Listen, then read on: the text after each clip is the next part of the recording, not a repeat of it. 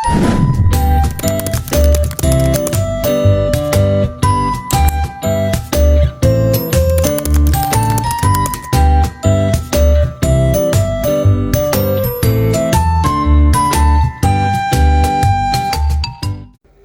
semuanya, saya Davan Putra Chandra dengan NIM C1B024016.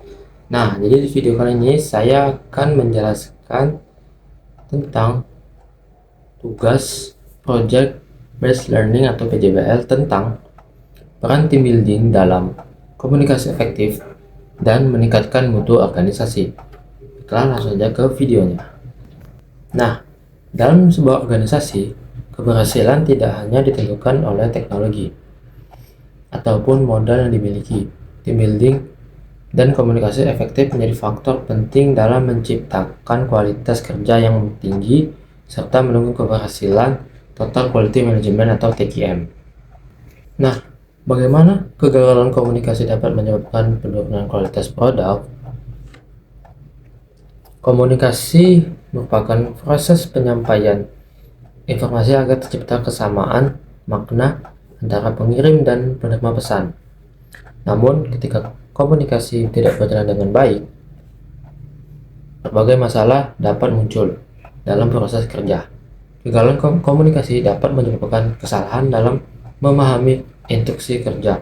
Misalnya, bagian produksi menerima informasi yang tidak lengkap mengenai spesifikasi produk sehingga menghasilkan produk yang tidak sesuai dengan standar. Selain itu, kurangnya koordinasi antara departemen dapat mengakibatkan keterlambatan produksi, meningkatnya jumlah produk yang cacat, serta menurunnya kepuasan pelanggan. Dalam konsep quality management, komunikasi yang efektif diperlukan agar seluruh anggota organisasi memahami standar kualitas yang harus dicapai dan mampu melakukan perbaikan secara berkelanjutan. Yang selanjutnya juga ada analisis perusahaan yang berhasil menerapkan team building, yaitu saya mengambil contoh perusahaan yaitu Toyota.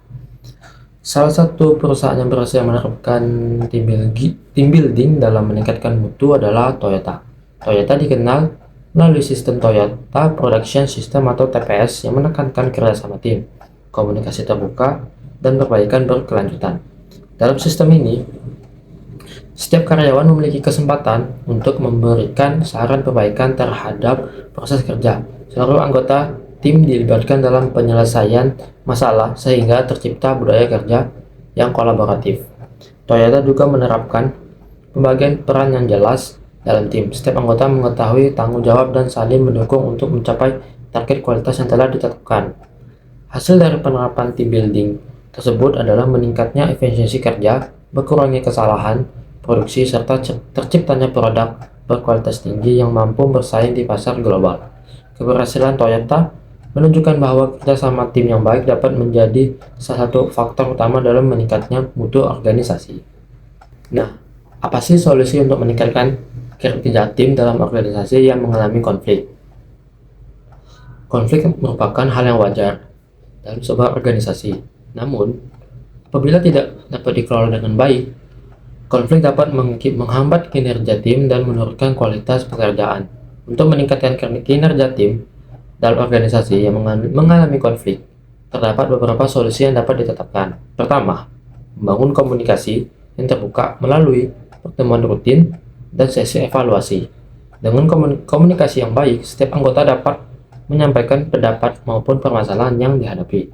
Yang kedua, memperjelas peran dan tanggung jawab setiap anggota yang menggunakan tools seperti Resi Matrix sehingga tidak terjadi tumpang tindih pekerjaan.